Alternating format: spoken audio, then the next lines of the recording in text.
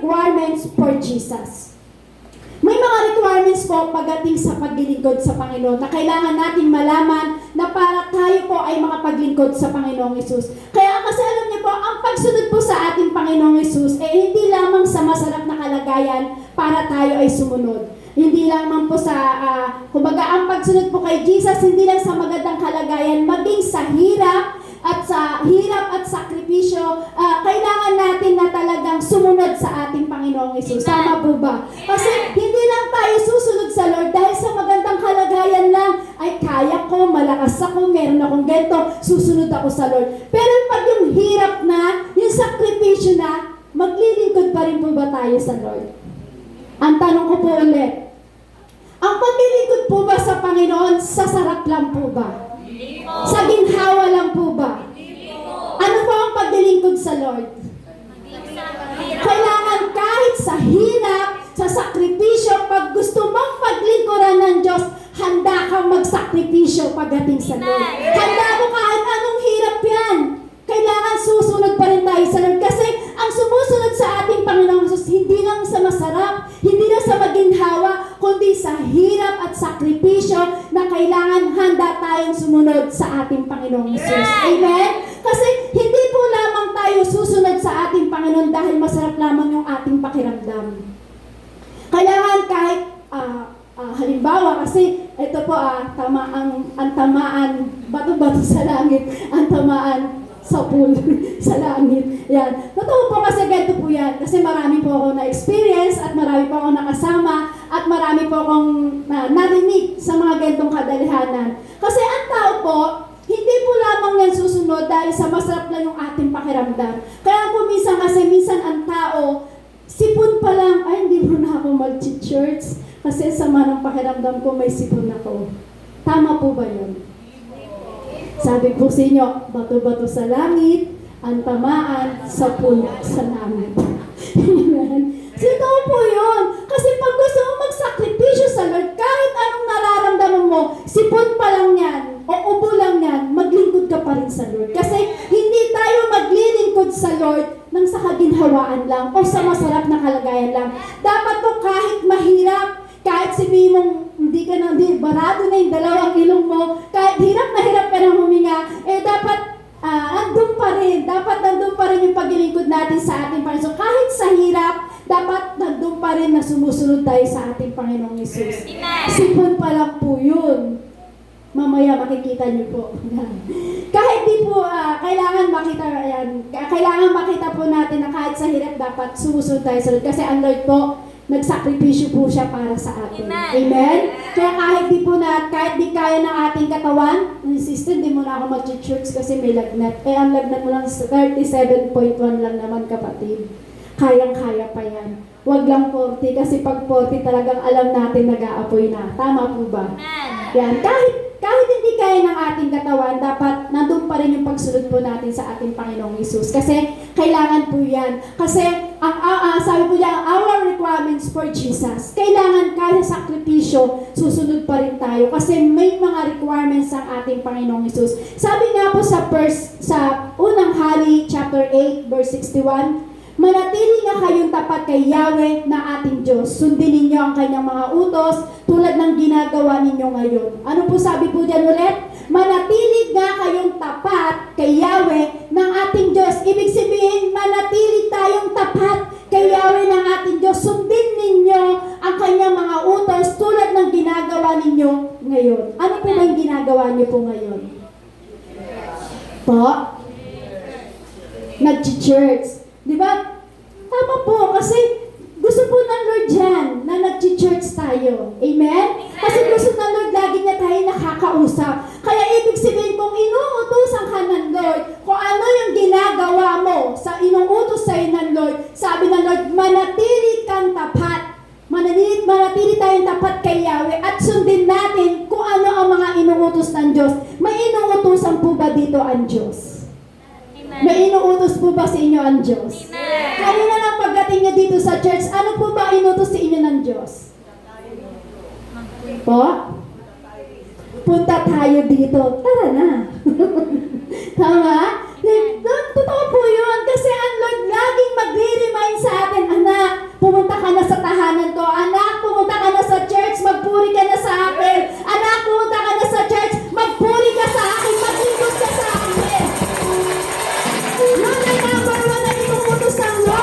Unang-unang requirements ng Lord po yun. So, ang tanong po, paano po ba makakapaglingkod ang tao sa Panginoon?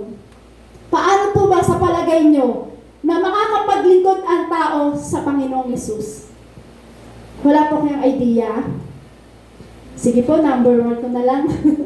Number 1, yan, follow Him. Kasi ang tao po, para daw po makapaglingkod sa ating Panginoong Yesus, kailangan follow Him. Follow Him.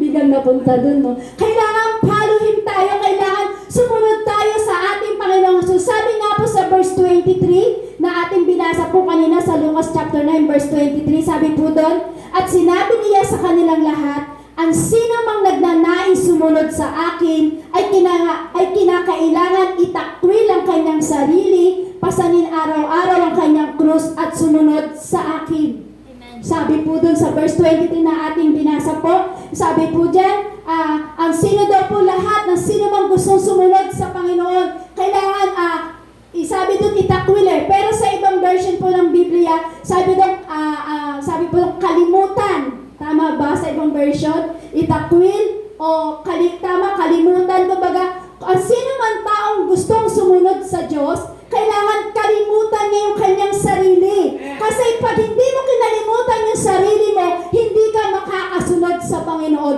Sister, paano ba yung kalimutan? Kalimutan ko na yung sarili ko? Hindi. Ibig sabihin, kapatid, ano ang bagay na ginagawa mo sa mundong ito at gusto mong maglingkod sa Lord at gusto mong paglingkuran ng ating Panginoong Hesus, sabi po dun sa verse 23, ang sino mang gustong sumunod sa akin, at ang sino mang gustong sumunod sa akin, kalimutan niya o itakbo niya yung kanyang sarili. So, ibig sabihin, kapag may inutos ang Diyos sa iyo at busy ka, kapatid, kalimutan mo muna yung kabisihan mo, kapatid. Punta ka muna dito sa Lord. Amen. Gusto mo maglingkod Amen? Kahit gusto mo paglingkuran ng Lord, kalimutan mo muna lahat sa buhay mo at tayo ay sumunod sa ating Panginoong Hesus. Amen? Kaya sabi nga po sa Marcos chapter 10 verse 29 to 30, sinabi ni Jesus, tandaan ninyo ito, ang sino mang mag-iwan ng bahay o mga kapatid, ina, ama, mga anak, mga lupa dahil sa akin at sa mabuting balita, ay tatanggap ng mga sandaang ibayo sa buhay na ito, mga bahay, mga kapatid, mga ina, mga anak, at mga lupa, ngunit may kalakip na pag-uusig, at sa kabilang buhay ay magkakaroon ng buhay na walang hanggan. Ang lalim. Sabi po dyan, ang sino man daw po ang mag-iwan ng bahay o mga kapatid, ina, mga anak at mga lupa dahil sa akin at sa mabuting balita ay tatanggap ng isang ibayo. So ano po ibig sabihin nito? Ito po yung sinasabi kanina. Kung gusto mong makasunod, mag-follow Him kay Jesus, dapat pag gusto mong paglingkuran ng Lord, iwanan mo muna yung bahay mo. Amen. Pangin sister, hindi mo po naglalakad yung bahay Gawin niyo po muna, lumabas kayo, ikandado niyo, iwanan niyo at pumunta kayo sa church. Yun lang po yun. Amen? Amen. Sana po sabi po dyan, ang sino daw po mag-iwan ng kapatid. So, ibig sabihin ko, ang kapatid mo, yung kapatid mo, huwag ka na mag-church. Dito ka na lang, o kaya pasyal na lang tayo. Iwanan mo muna siya, kapatid, diyan ka muna, ako ay susunod at maglilingkod sa Panginoong Hesus. Yung ina, yung ama, yung mga anak. So, ibig sabihin po, yung ama, yung anak, yung mga magulang po natin, hindi naman sinabi kapag iniwanan, abandonan na natin. Hindi po. Iwanan mo muna saglit para ikaw ay makasunod sa ating Panginoong Hesus. Bakit ito po sinasabi? Bakit sinabi po dyan sa Biblia? Kasi alam niyo po, ang totoo lang po, sa real talk lang po tayo, sa katotohanan po ng ating buhay.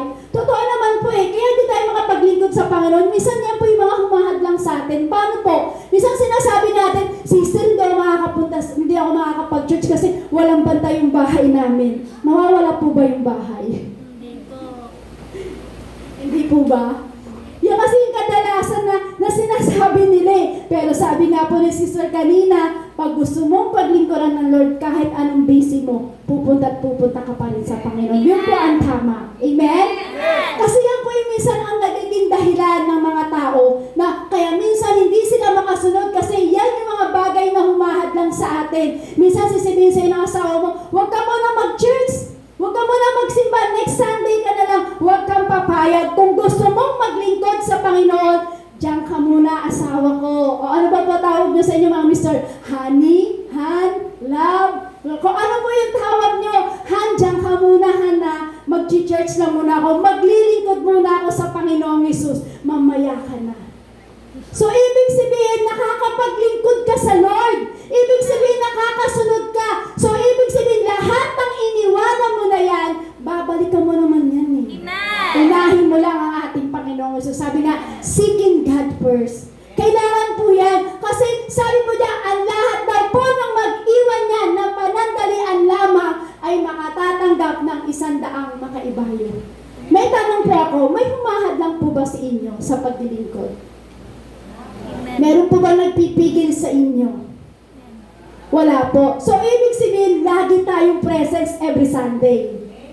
Amen. Nakikita ko naman po na lagi po tayong presence. Ibig sabihin po niyan, gusto natin maglingkod sa Lord. So, unang requirements po ng ating Panginoong Hesus, para daw po tayo ay makasunod o paglingkuran ng ating Panginoong Hesus, dapat yung mga bagay na ganyan na umahad lang sa atin, ay kailangan natin munang iwanan panandalian. Hindi mo naman i-abandon na, kundi iiwanan mo lang. Yung po yung halimbawa ko, sabi mo, diyan ka muna. Wait ka lang. Mag-church lang muna ako sa ating Panginoon. Sasamba lang ako at magpupuri sa ating Panginoon. 3 hours lang naman yun. Mamaya po magdamag naman tayo magkasama. At least nauna po natin ang Lord. Unang-unang requirements ng Lord, yun po, yung magpaluhin po tayo pagdating sa Lord. Para tayo ay makapaglingkod sa Lord. Paano pa daw po tayo para makapaglingkod sa Panginoon? Ano pa daw po ang kailangan requirements ng ating Panginoon? Number 2 po. Sabi niya, submit to Him. Yan, kailangan natin mag-submit pagdating sa Panginoon. Sabi nga po sa verse 25 na ating babasahin. Basahin po dyan, ano ang mapapala ng tao, makamtaman niya ang buong daigdig, kung mapapahamak naman at mawawala ang kanyang buhay. Uulitin ko po. Ano nga ang mapapala ng tao, makamtaman niya ang buong daigdig, kung mapapahamak naman at mawawala ang kanyang buhay. So, ano po ibig sabihin? Kailangan natin mag-submit sa Panginoon. Kasi hindi po tayo makakapaglingkod sa ating Panginoong Hesus kung tayo po ay hindi magsasubmit sa Panginoong Hesus. Kasi tignan niyo po ano mang pumapapala natin, kung makantan man po natin, ano mang meron dito sa mundong ito, ano po mapapala natin, makantan man po natin ang meron sa daigdig na ito, kung mawawala naman tayo ng buhay pagdating sa ating Panginoong Hesus. So, ibig sabihin, pag gusto mong paglingkuran ng Diyos, kailangan matuto tayong mag-submit sa Lord. Amen? Kailangan mag-submit tayo ng todo sa Panginoong Hesus. Kasi pag hindi tayo nag-submit, paano po ba yun? Di ba nang kayo po ay nananiligaw ng asawa nyo? Di ba sinagot nyo po? Nang kinasal po kayo, ano po ang nangyari? Di ba nag-submit po tayo? Lahat binigay natin, pinaglingkuran po natin yung ating asawa, nagpasakop po tayo sa ating asawa. Parang ganun din po sa Lord. Kumbaga, ang Diyos po, para makapaglingkod ka sa Panginoon, dapat natutunan po natin mag-submit. Amen? Kumbaga mo, kung paano ka nag-submit at nagpasakop dun sa asawa mo, ganun din po ang Diyos na ating pinaglilingkuran. Kailangan nagsasubmit din tayo sa Kanya. Kailangan pinaglilingkuran din po natin ang ating Panginoong Hesus. Kasi bakit po? Makantang mo man ang meron sa daigdig na ito, kung patay naman ang relasyon natin sa Lord, walang saysay din po ang mga nakamtan natin dito. Sabi mo, ulitin ko po, sabi po sa verse 25, ano nga ang mapapala ng tao? Ano nga naman talaga mapapala ng tao? Makamtaman niya ang buong daigdig, kung mapapahamak naman at mawawala ang kanyang buhay. Hindi po masamang mangharap. Lahat po tayo, sino po nangangarap ng mga yumaman? Lahat po tayo, di ba? Sino po nangangarap na maraming pera? Lahat po tayo, di ba? Sino po yung nangangarap na magkaroon ng malaking bahay? Lahat po tayo, di ba? Parang kami lang po yung nagtataas. Ayaw niyo po? Lahat po, di ba? Gusto natin yan. Amen? Amen po? So, ibig sabihin, ano po ba ibig sabihin ng Lord? Para makamtan mo yung mga bagay sa mundo na ito, sa pamamagitan ng ating Panginoon Jesus, mag-submit ka kay Jesus. Pero pag hindi tayo nag-submit kay Jesus, hindi tayo nagpasakop, o hindi tayo marunong sumunod kay Jesus, ano man ang gawin mo sa mundong ito, makanta mo man ang buong bahay, makanta mo ang buong mansyon sa mundong ito,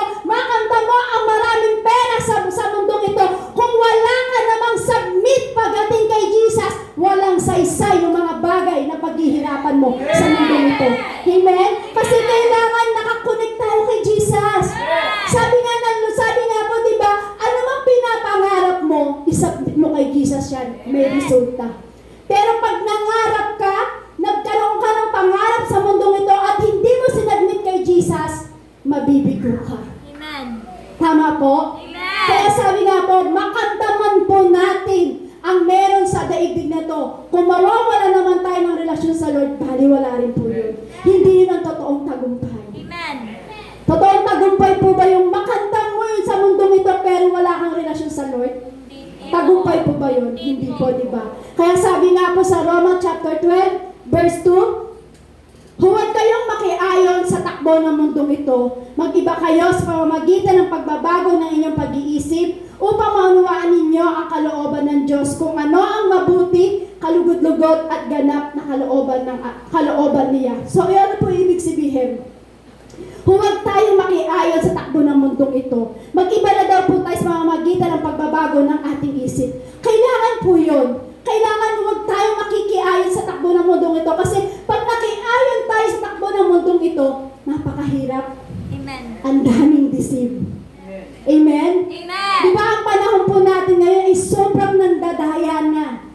Hindi na po talaga tinatago, lantaran na. Lantaran na tayong dinadaya ng dyablo sa mundo ngayon. So, ibig sabihin, para hindi tayo madaya at para tayo ay makasunod sa ating Panginoon at makapag-submit sa ating Panginoong Hesus, huwag tayo makikiayon sa takbo ng mundong ito. Kasi alam niyo po, ang pinakamahirap gawin ng tao sa buhay na ito, yung ipasakop ang buhay niya sa Diyos. Amen. Totoo po yun. Amen. Sino po magsasabi na napakahirap talaga sa isang tao na ipasakop niya yung buhay niya sa Diyos? Ako, tataas po ako doon. Kasi hindi ko po talaga nasusunod lahat ng sinasabi ng Diyos eh. Kaya nga po nagbibigay ng requirements ang Diyos sa atin. Kasi kung tayo po, napakahirap. Yung nga lang pag sinabi nga po ng Diyos, anak, punta ka ng Bible study.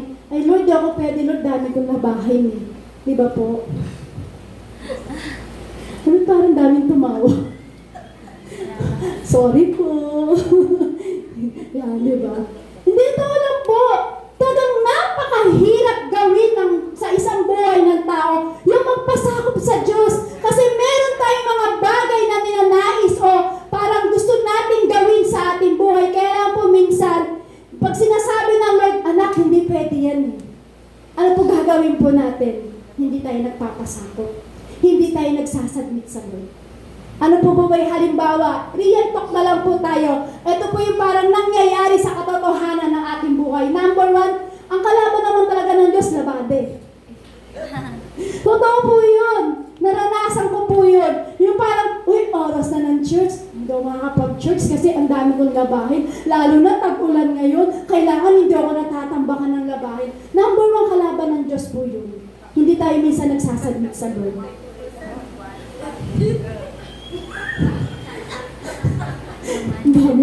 Huwag po kayo mag-alala kasi nang ako po na inaaral ko. Ako rin po unang tinamaan dito. O diba anak? Sabi ko sa'yo, unahin mo muna ako bago yan labahin mo. Sabi ko, Lord, dawin ko labahin Lord, wala na kami masuot eh. Tapos eto pa Lord, may gagawin pa kami, ganyan, wala na akong time. Hindi, unahin mo ako anak. So totoo lang po, yan po yung pinakamahirap na gawin ng isang tao. Yung magpasakop sa Diyos. Amen? Amen. Amen po. Amen. So yun po talaga yung napakahirap. Pero sabi po dyan, pag gusto mong maglingkod sa Lord, gusto mong paglingkoran ng Lord, mag-submit ka. Iwanan mo muna yung labada mo. Bago tayo na uwi sa labada. Lahat kayo, maraming labahin, no? Yan. Iwanan mo muna yung kapatid. Mag-church ka muna. Mamaya alas 4, tapos na tayo, tsaka ka maglaba.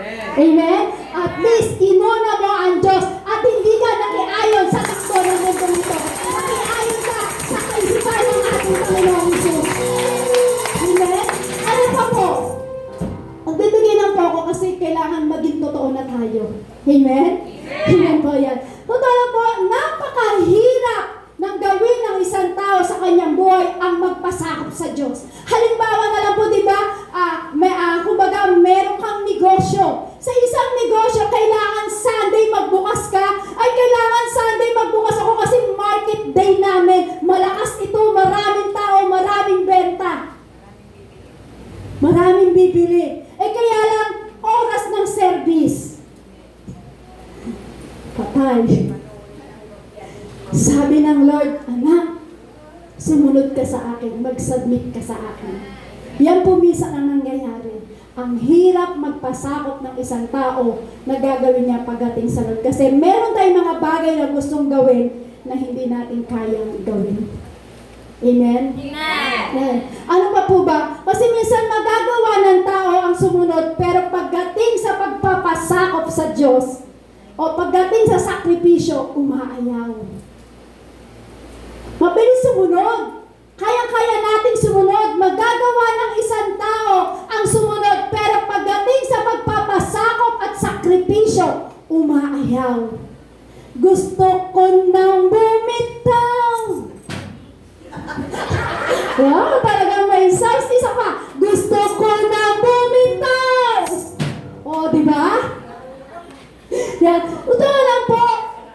Ang isang tao, kaya naman niyang sumunod eh. Pag sinabi, anak, mag-church ka sa akin, yes, Lord. Yes, Lord. 3 hours lang naman, Lord. Makakasunod ako sa iyo, Lord. Pero pagdating sa magpapasakop at sakripisyo, Lord, pera muna ako dyan, Lord. Di ko kaya yan. Yan po minsan ang katotohanan. Magagawa na isang tao na sumunod. Pero pagdating sa sakripisyo at pagpapasakop, minsan doon tayo umaayaw. Doon tayo bumibitaw. Gusto ko nang bumitaw. Bitaw. Parang ang puso ko'y nagurugo. Nakita ko nga ba yung TikTok ni Sister Fanny, sabi niya, kaya ko yun. Kaya.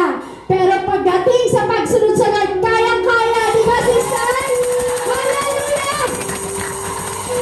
Kaya napapisa ng tao, pagdating sa pagpapasakop, pagdating sa sakripisyo, dapat hindi tayo umaayaw. Kasi si Jesus hindi umayaw na nagpapako sa krus. Dahil sa iyo, kapatid, hindi siya umayaw. Nagpasakop siya sa sinabi ng ating Ama. Nagsakripisyo siya para sa atin. Kaya sino tayo para umayaw sa pagpapasakop at sa sakripisyo pagdating sa Panginoong Hesus? Wala po, di ba? Bakit po? Kasi minsan, dinaya po, at minsan dinadaya po ng tao ang Diyos. Minsan, susunod ang Diyos, pero minsan pinipili yung madali lang, pero ayaw yung mahirap. Uulitin ko po, paano tayo makakapag-submit pagdating sa Lord kung ang pinipili natin ay madali? Pero pagdating sa kahirapan, o pagdating sa mahirap, o pagdating sa sakripisyo, umaayaw ka na, kapatid. Sabihin mo sa iyong katabi, kapatid, huwag kang aayaw. Sa hirap at ginhawa. Kiss you're the bride. Parang tumasabi. Yan. Walang aayaw. Kahit sa hirap at ginhawa, huwag kang aayaw kasi si Jesus, nang inutusan siya ng ating Diyos Ama, sinabi ng ating Diyos Ama, iligtas mo ang mga maraming tao, mahal ko ang mga tao. Ano ginawa ni Jesus? Nagsubmit siya sa ating Ama. Para saan? Nang siya'y ipinako sa krus, para sa atin yun, kapatid. Para tayo ay maligtas at hindi tayo mapahamak. Tinubos tayo sa ating malaking kasalanan. Binayaran tayo ni Jesus sa malaking halaga.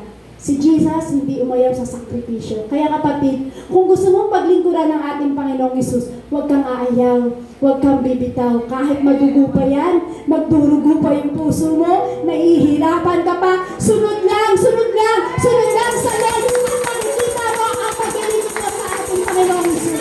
Sabi nga po sa Lucas chapter 9 verse 25, ano nga ang mapapala ng tao, makamtan man niya ang buong daigdig, kung ang mapapahamak naman ay ang kanyang sarili. Wala tayong mapapala kung makantaman po natin buong daigdig na to. Kung wala tayo pagdating sa langit, wala po tayong mapapala. Amen.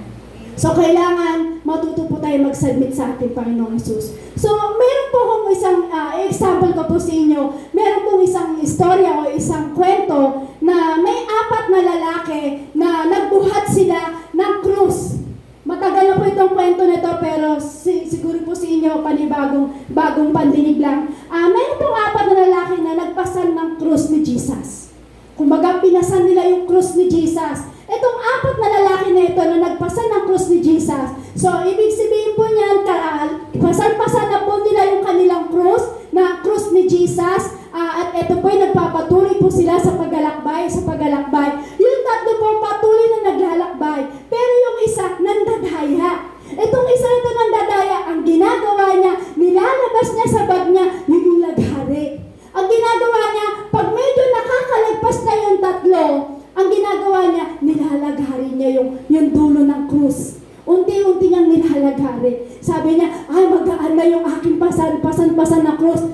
Pasan-pasan ng magaan na. Kaya-kaya ko nang maglakbay ng malayo. So patuloy pa rin po silang naglalakbay. Yung tatlo ay patuloy pa rin po naglalakbay. Ito na namang isang lalaki na ito. Nahirapan na naman. Napagod na naman siya. Pagod na pagod siya. Pawis na pawis siya. Ano ginawa na naman niya? Huminto, nilabas yung lagari, at pinutol niya ulit yung dulo ng unti-unti niyang pinuputol yung dulo ng krus.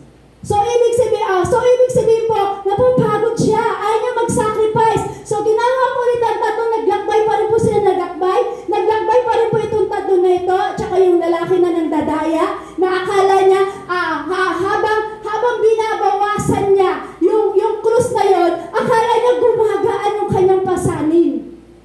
Akala niya, uy, sila bigat na bigat, hirap na sila doon, pero ako, diretso lang ang lakad ko, ang gaan-gaan ng aking dala. So ano po yung pinapoint ko po doon? Pagdating po doon sa may hangganan, di ba, naglalakbay na po sila, pagdating doon sa may hangganan, merong bangin. Yung bangin na yon, na kailangan pag nilatag nila yung krus, yun ang magiging tulay nila.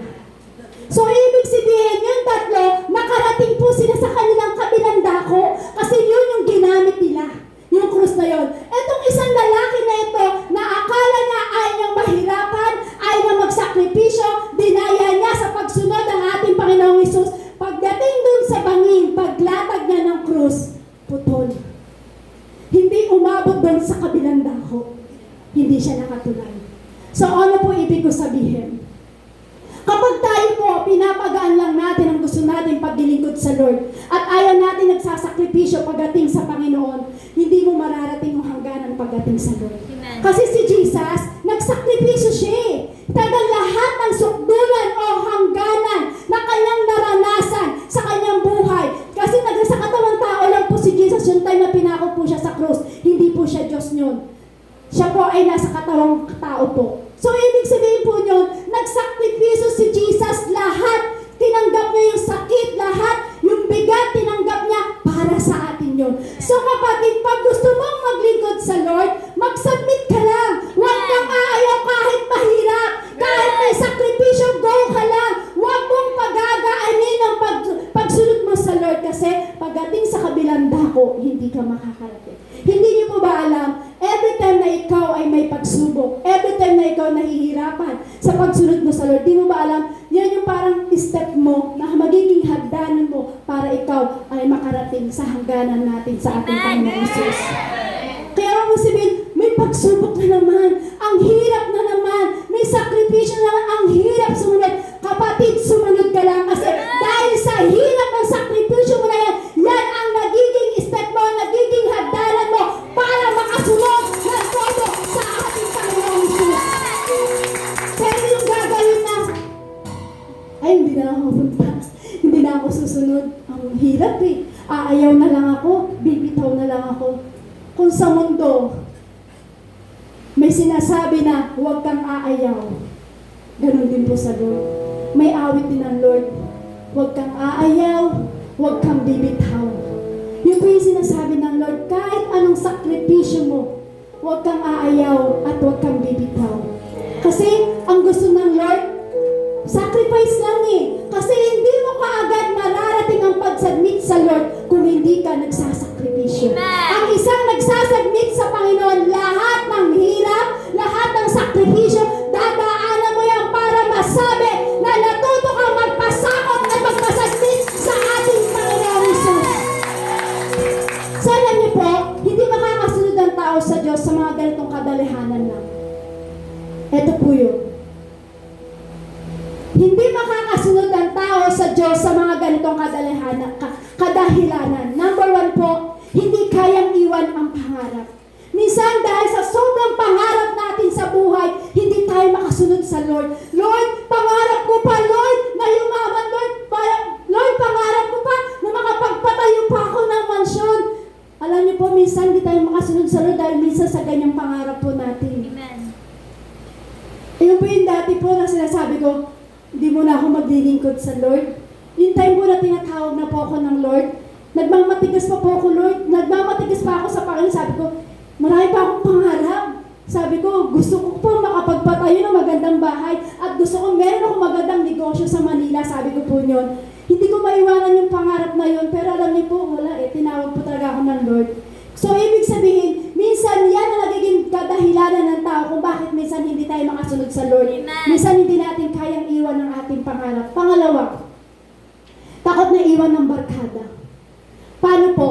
Kasi ito po yun, naalala ko po, experience ko po yan, na hindi ako makasunod sa Panginoong Hesus kasi hindi ko, takot ako iwanan ako ng barkada. Kasi pagka oras po ng practice, yan, yung na-experience ko po doon, nang ako po'y tawagin ng Lord at gusto ko po maglingkod sa Panginoon, may time na practice, kailangan mag-church. Etong mga barkada ko ito, sinasabi niya, napaka-KJ mo, na ano yan, hallelujah, hallelujah, praise the Lord, ang baduy mo, sabi sa akin ng aking mga barkada.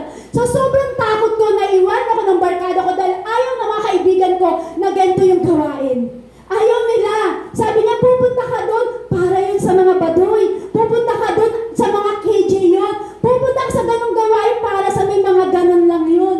Alam niyo po, dahil sa takot ko na iwanan ako at iwasan ako ng barkada ko, hindi ako sumunod sa Lord.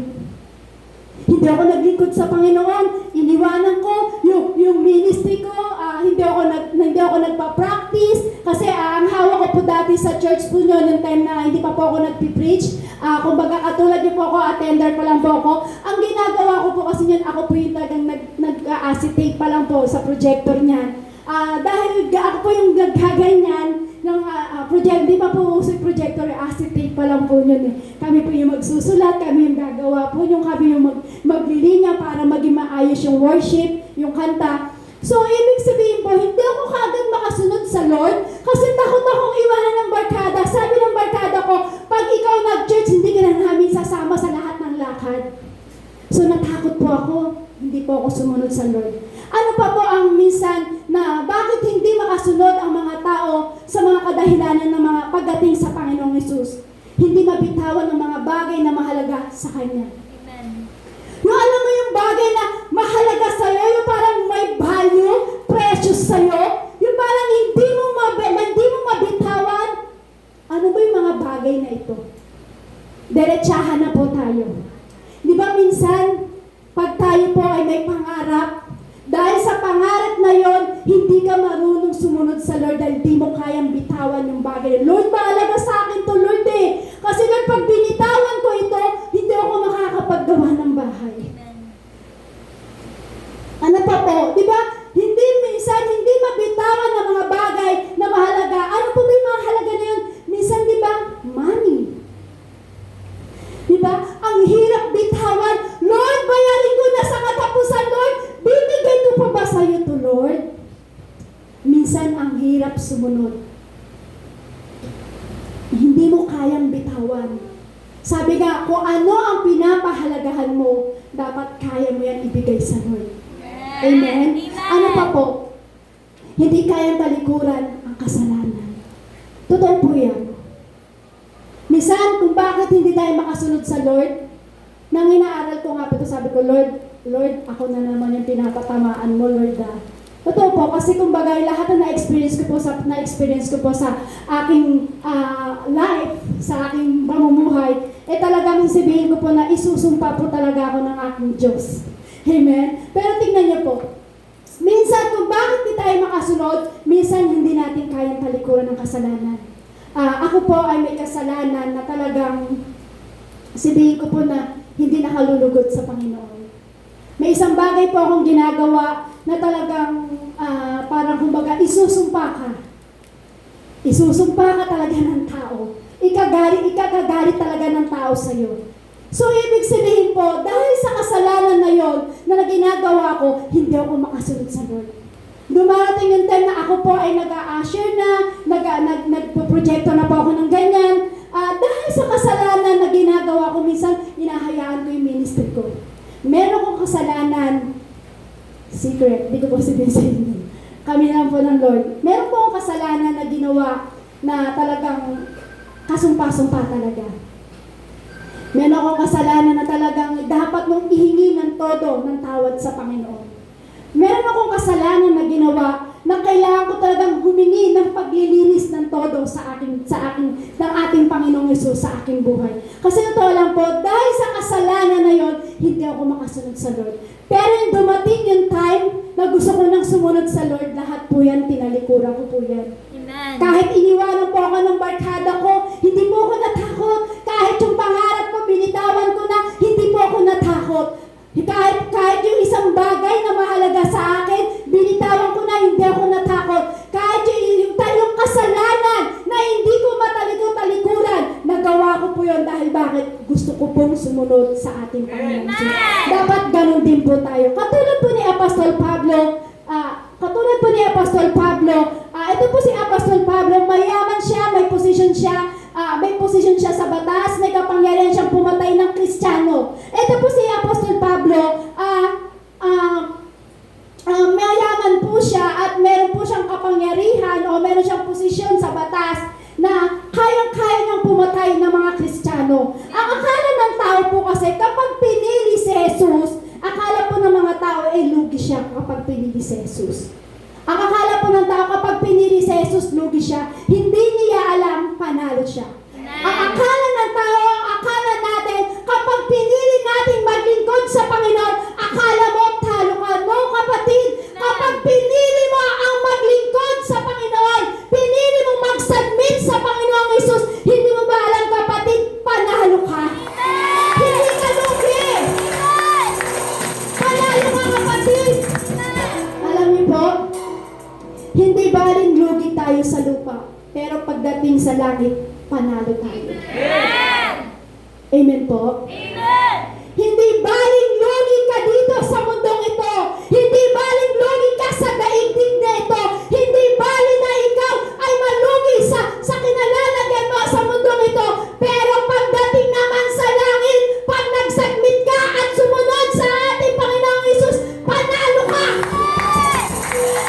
You are a winner! Winner ka, kapatid! Amen! Parang si Baka at si Usa.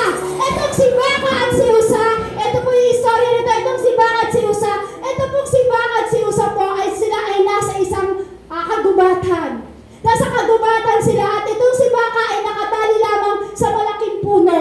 At siya pa ay nakatali lang doon umula umaga hanggang hapon. Etong si Usa naman, malaya po siyang nakakatakbo sa lugar ng kagubatan na yon. Anong ginagawa ni Usa kay Baka? Iniinggit ni Usa si Baka, halika na Baka, sumama ka na sa akin, maglaro tayo dito sa kagubatan, maglibot tayo, maggala-gala tayo sa kagubatan na ito. Etong si Baka, hindi siya iniintindi. Etong sa isa, patuloy siya tumatakbo, nagpapakasawa siya sa maglaro doon sa kagubatan, hanggang sa dumating yung time na merong mga ngaso.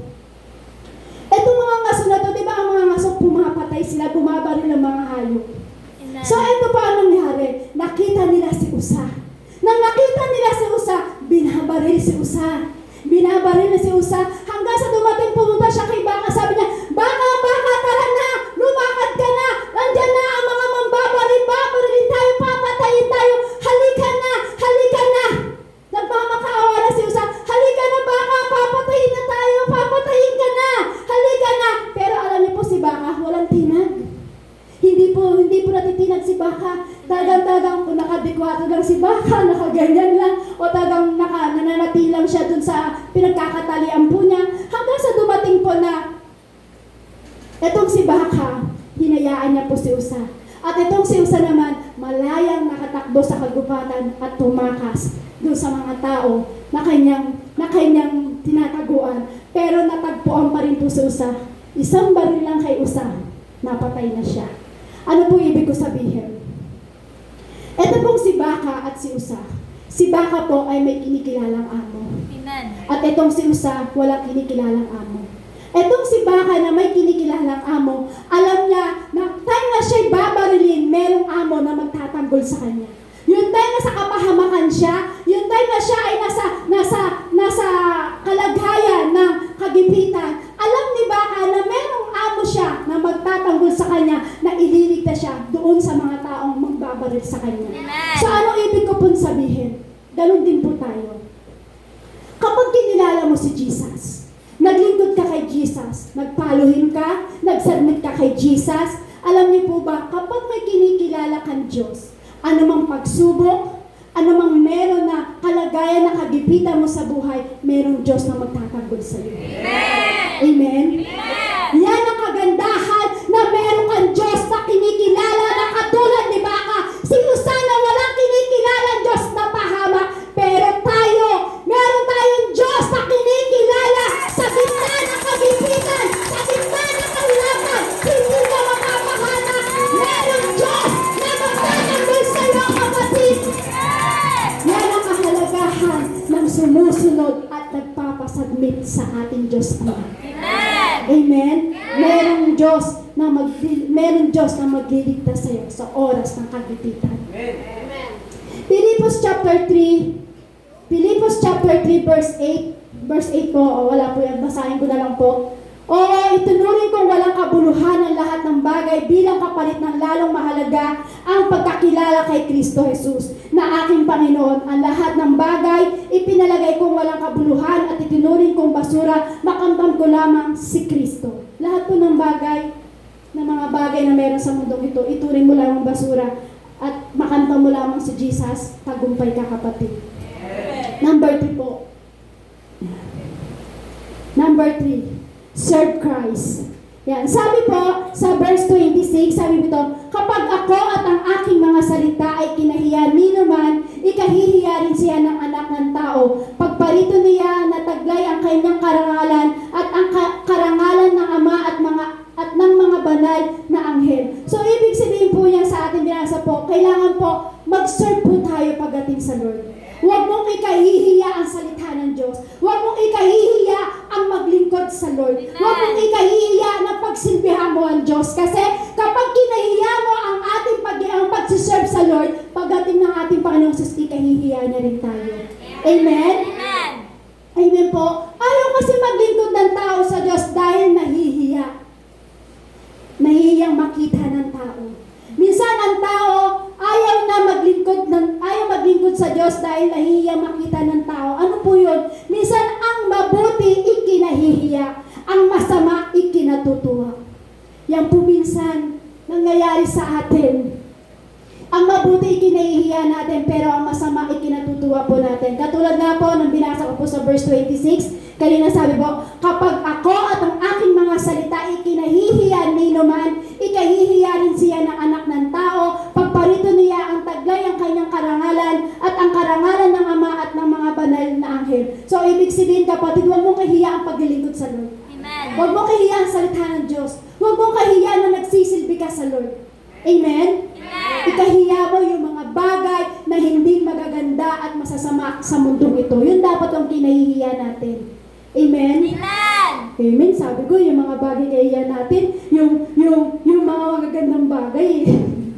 Kayo, nauhuli kayo Yan. So, ibig sabihin po, dapat ang mabuti, dapat hindi natin kinahihiya. Ang masama naman, ang dapat natin ikahiya. Amen? Ang mabuti, ikinahihiya. Ang masama, ikinatutuwa. Huwag natin ikatuwa ang masama. So, ibig sabihin, ayaw maglingkod ng tao sa Diyos, tinitignan kasi yung pangit. Tingnan mo yung katabi mo. Hindi pangit yan. Huwag mo nang tignan. Maganda yan. Amen? Yan. Kasi minsan ang tao ayaw maglingkod ng tao sa Diyos kasi minsan tinitignan at nakikita ang pangit sa iba. Kasi dapat po, ituon natin dapat ang paningin natin sa Diyos at hindi sa tao.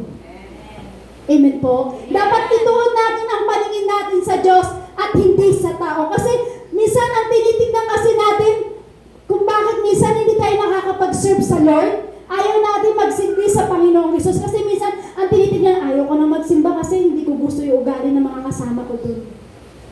Totoo po ba? Hindi po. Amen. Yan. Kasi minsan, ang kadahilanan ng tao, minsan kaya hindi sila makapaglingkod sa Panginoong Hesus, hindi sila makapagsilbi. Kasi minsan tinitignan ang pangit ng mga ugali ng mga kasama ko dun sa simbahan. Ang pangit ng simbahan. Bakit po ba? Mababait po ba pag malaki ang magaganda ang simbahan? Hindi po, di ba? Nasasamahan po yan. Amen? Lahat kasi ng pangit, minsan ipinapakita po sa atin ng Diablo. Kung bakit minsan hindi ka makapagsilbi sa Lord, kasi minsan yung pangit ang pinapakita ng Diablo. Pinapakita ang pangit ng Diablo sa tao para tayo hindi makalapit kay Jesus. Ipinapakita ni Satan ang pangit sa paningin mo para hindi ka magsilbi sa Diyos.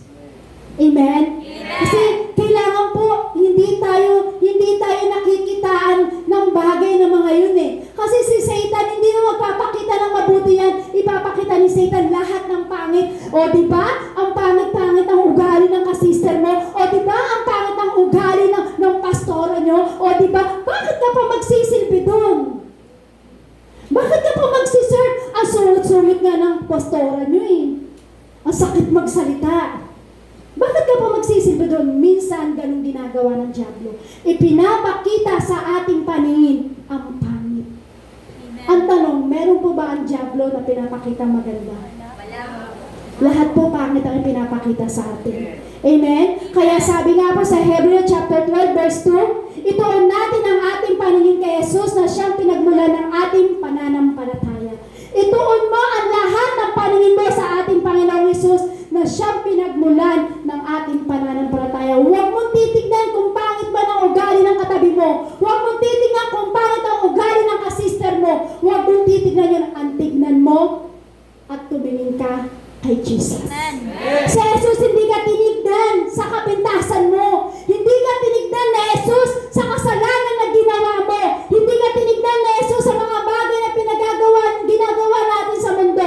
Ano tinignan ni Jesus? Tinignan ni Jesus kung paano siya sumunod at magpasakop sa ating Diyos Ama para tayo ay maligtas. Amen. Kung hindi sumunod si Jesus at tinignan niya ang ating mga kasalanan, hindi tayo maliligtas, kapatid. Si Kristo, hindi niya tinignan yung kasalanan natin. Sumunod lang siya sa inuutos ng ating Diyos Ama. Kung ano ang pinagagawa ng ating Diyos Ama sa Kanya, ginawa niya para sa ating lahat.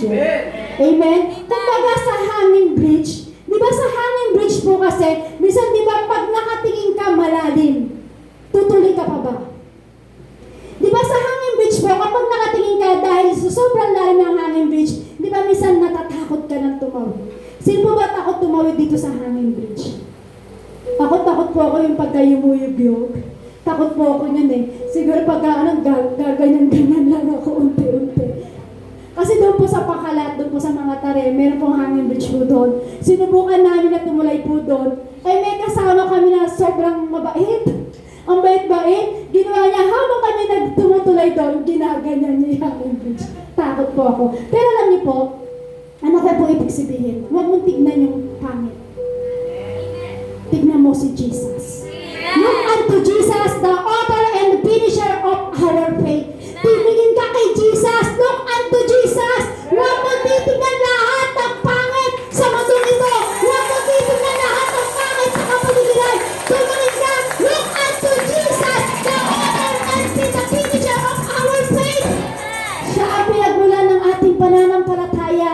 Dahil siya ang ating pinagmulan ng ating pananampalataya. Number 4, trust in Christ. Kailangan mo na magtiwala sa Diyos. Amen. Kailangan mo magtiwala sa ating Panginoong Hesus. Kung ako na gusto mo maglingkod, gusto mo mag-followin. Pangalawa, submit. Pangatlo, serve. Pang-apat, trust. Kailangan mo nang maglingkod. Kailangan mo nang magtiwala. Once na ikaw naglingkod sa Panginoon, kailangan mo nang mag-trust. Kaya sabi, look unto Jesus. Siya ang pinagmulan ng ating pananampalataya. Kung ikaw ay may pananampalataya, trust God. Kawikaan chapter 3 verse 5 to 6. Kayawi ka magtiwala, buong puso at lubusan, at huwag kang mananangan sa sariling karunungan. Sabi nga po sa Kawikaan chapter 5 verse 6, pakibasa po natin ng malakas. Kayawi ka magtiwala, buong puso at lubusan.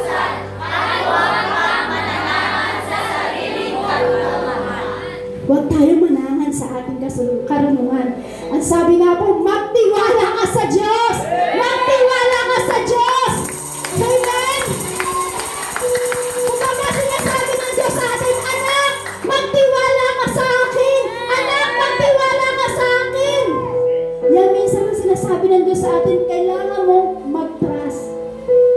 Kasi minsan yan ang nawawala sa isang nananampalataya sa Panginoon. Minsan nawawala ang pagtitiwala natin sa Diyos. Kumbaga sabi po dito, magtiwala ka sa Diyos. Anak, magtiwala ka sa Ama kahit saan siya, kahit saan ka dalhin. Kumbaga sinasabi sa atin ng ating Diyos Ama, anak, magtiwala ka sa akin kahit saan kita dalhin. Tiwala lang, magtiwala ka sa akin. Kumbaga ang buhay po ni Daniel, di ba ang buhay po ni Daniel, kung makikita niyo po ang buhay po ni Daniel doon sa istorya po ng Biblia, di ba po si Daniel, in short, shortcutin ko na lang po yung istorya, di ba po si Daniel, ikinulong po siya sa kulungan ng mga leon. Amen? Ikinulong po, doon po sa Daniel chapter 6 verse 1 to 8, ito pong istorya ko, si Daniel po, ikinulong, i-shortcut ko na lang po kasi yung oras po natin, ikinulong po siya sa kulungan ng leon, at alam niyo po ba yung time na yun, doon sa pinagkulungan niya po doon sa leon, alam niyo po ba doon sa pinagkulungan ng leon na yun, lahat ng tao na ibinahagis doon ay sinasagpan at kinakain kaagad ng leon. Pero alam niyo po, ito si Daniel, nagtiwala siya kay Yahweh. Amen. Nagtiwala si Daniel kay Yahweh. Yung time na siya po ay hinulog doon sa kulungan ng mga leon, alam niyo po ba, dahil sa pagtitiwala niya sa Diyos, ang mga bibig ng leon ay nananatiling nakasara. Samantalang yung iba na inuhulog doon sa kulungan na yon, sagpang kaagad at kinain kaagad ng leon. Pero ito si Daniel, sabi niya, Yahweh, magtitiwala ako sa iyo ng buong puso. Yung time na inuhulog siya sa kulungan, ang mga leon ay nananatiling nakatikom ang kanilang mga bibig. Ang gusto ng Lord, trust God. Mag-trust ka lang sa aking anak. Kahit anong merong pagsubok sa iyo, kahit anong pagsubok mga sasasagpang sa iyo, magtiwala ka sa akin. Pakakalmahin ko ang mga pagsubok na yan. So ano pa po? Katulad din po ng kwento ni Shadrach, Meshach at Abednego sa Daniel chapter 6 verse 19 to 30. Ito po si Shadrach, Meshach at Abednego. Dumating po kasi, shortcut ko na lang po. Dumating po kasi yung time na ang hari nag-utos na kailangan silang sumamba sa Diyos-Diyosan. Kasi nagpatayo po ng isang malaking Diyos-Diyosan ang hari. At sabi po doon, ang kautusan ng hari, kapag tumunog yung bagay na, ang tawag doon, ano ba yung pinatulog doon? Kampana na lang halimbawa, di ko po matandaan kung ano yung binanggit po doon. Kapag tumunog po yung halimbawa, yung kampana doon, kumbaga, pag narinig po nila yun, lahat sila ay luluhod. At magpapatira pa doon sa ipinatayo at pinagawa ng hari para sila po ay sumamba doon. Pero si Shadrach, Meshach at Abednego, dahil meron silang Diyos na kanilang pinagtitiwalaan at pinaglilingkuran, alam niyo po ba, hindi po sila lumuhod. Ang kabayaran po yun, pag hindi sila lumuhod at nagpatira pa at sumamba sa Diyos na yun, kamatayan. Kamatayan po ang parusa yun. Hindi po sila lumuhod. So ano po nangyari? Inuhulog po sila sa pugon para sila po ay masunog. Yung pugon na yun siguro, dinoble pa ng init ng ilang degree. Basta sobrang init kasi kapag inuhulog ka doon, wala na talagang buhay. Kumbaga, buto ka na lang talaga na nasunog. So ano po ibig ko sabihin? Dahil nagtiwala sila sa ating Diyos Ama, nagtiwala sila kay Yahweh, si Shadrach, Meshach at Abednego, yung time na inuhulog sila sa malahaliganting pugon na yun, alam niyo po ba, hindi sila nasunog. Kasi yung time yung tao na kanilang naghagi sa kanila sa pugon, yun po yung napahamak, yun ang nasunog, pero sila, yung nandoon sa pugon na yun, alam niyo po ba, dahil sa pagtitiwala nila sa Diyos,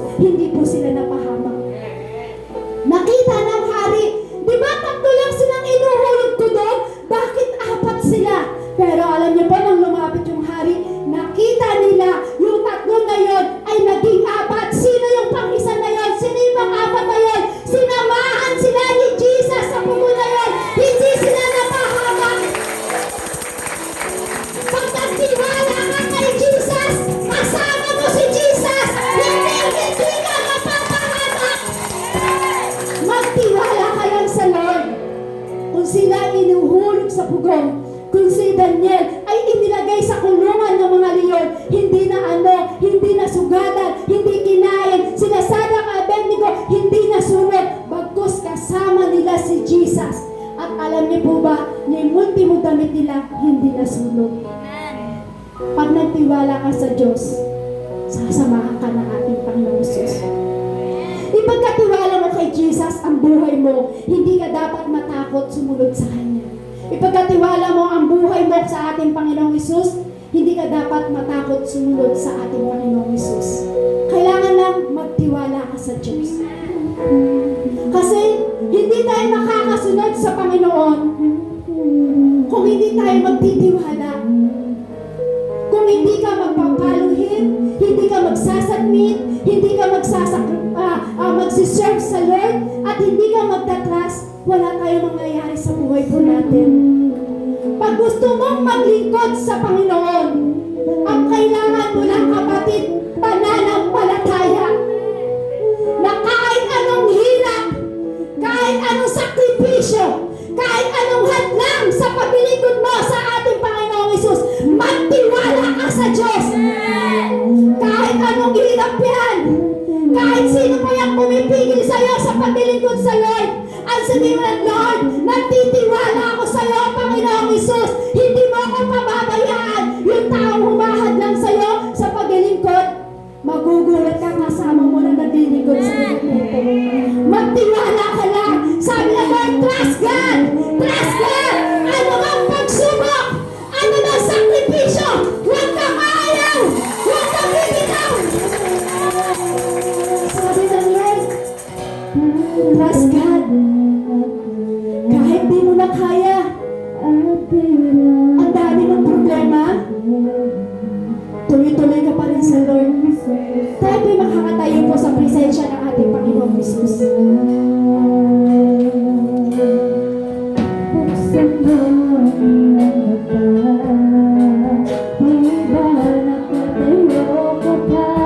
Alam niyo po, kapatid,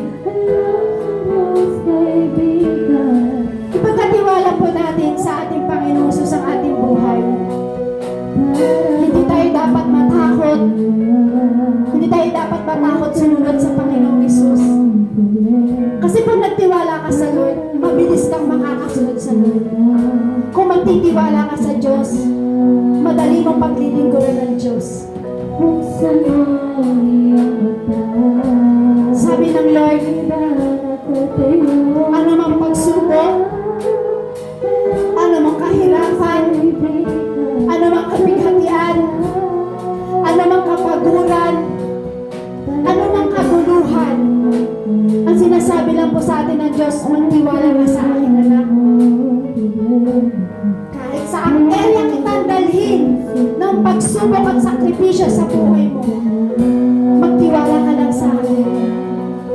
Pakinggan niyo po yung lyrics ng awit na ito. Nakikita mo ang kapangyarihan ng Diyos sa buhay mo.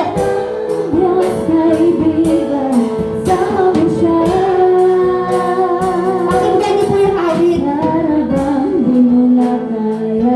Kung sa tingin mo hindi mo na